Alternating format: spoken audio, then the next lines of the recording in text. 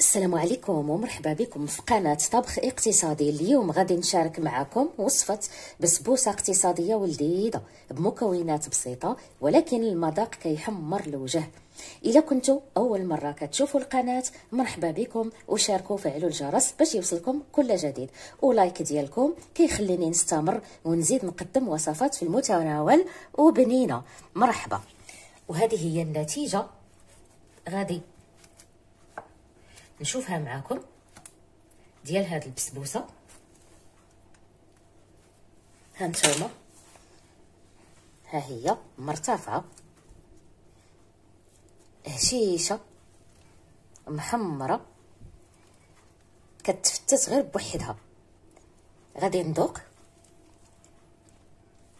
واو، هشيشه منفوخه جديده واقتصاديه. قبل ما نبدي في تحضير البسبوسه وضعت الفران يسخن على درجه حراره 180.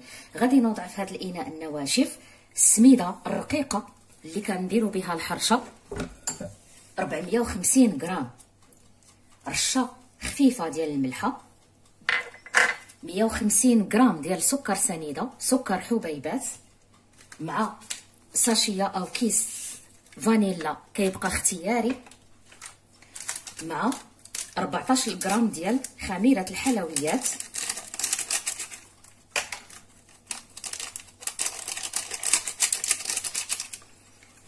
غادي نخلط هاد النواشف مع بعضياتها غير بالمعلقه.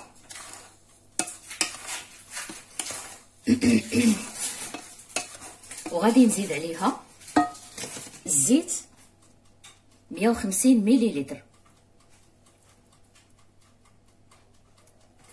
ونزيد عليها 300 مليلتر ديال اللبن، ماشي الحليب، اللبن.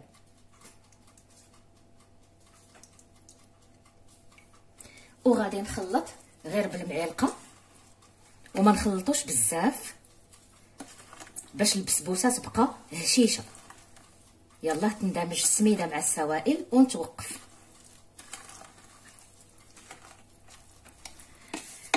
صافي من بعد ما خلطتها هذا هو القوام نتاعها، راها كتجي هكذا، ما تقلقوش، راها غادي تجي هي هذيك، كتجيش مطلوقه.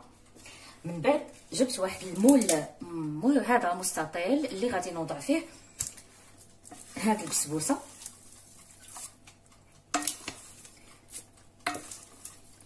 وغادي نقادها مزيان ونساوي السطح ديالها.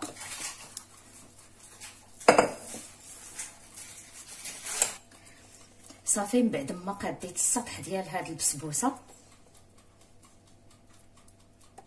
فغادي نطراسيها بالموس مربعات باش من الطيب يجيوني المربعات واجدين. غنقطع وصافي.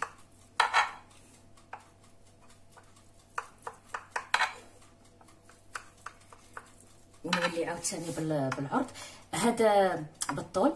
هاد المول اللي عندي انا كبير، عندي يا اما واحد كبير ولا واحد صغير، ما عنديش اختيار.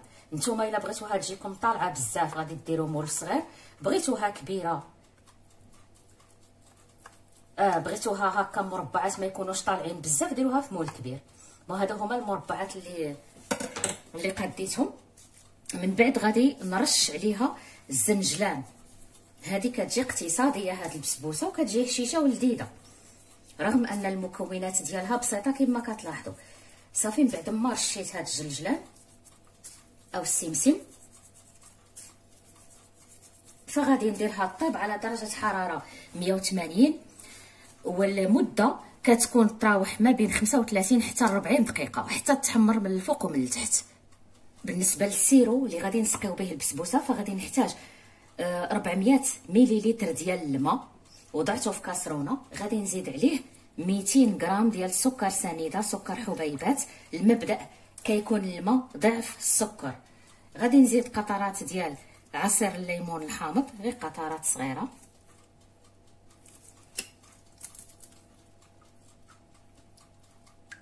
صافي غادي نخلط شويه ونوضعو فوق النار، نار مهيله. اون فوا ان هذا الماء يغلي غادي نخليه هاد السيرو يطيب 5 ديال الدقائق، خمسة صافي، غير 5 دقائق فقط، وغادي نزولو. صافي البسبوسه من بعد ما طابت وهي سخونه غادي نسقيها بالسيرو وهو بارد او دافي، نسقيوها مزيان مزيان باش تشرب السيرو.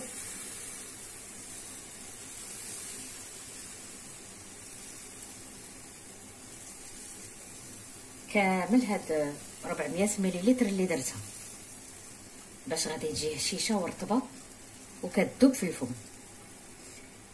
من بعد ما سقيتها بالسيرو غادي نجيب القوقاو مهرمش، اي الفول السوداني، كل مربع غادي ندير فيه واحد الرشه ديال القوقاو.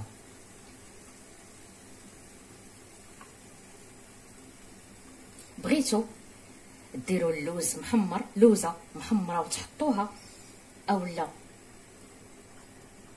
ديروها قبل، الا كانت خضره ما طايباش ديروها قبل مع هاد الزنجلان وديروها في المربعات، فهو داك. انا هاد البسبوسه درتها اقتصاديه كما كتعرفوا، مبدا القناه هو الاقتصاد وعلى قد الجيب.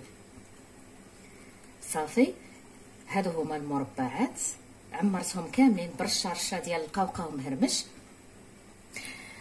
وغادي نخليوها تبرد على خاطرها، شحال ما بردت شحال ما كتجي زينه. كنتمنى تجربوا البسبوسه وتعجبكم، راها خفيفه اقتصاديه وبمذاق رائع. ما تنساوش تخليو لي تعليقكم وتبارطاجيو الفيديو مع احبابكم. نتلاقاو في وصفه جديده ان شاء الله، الى اللقاء.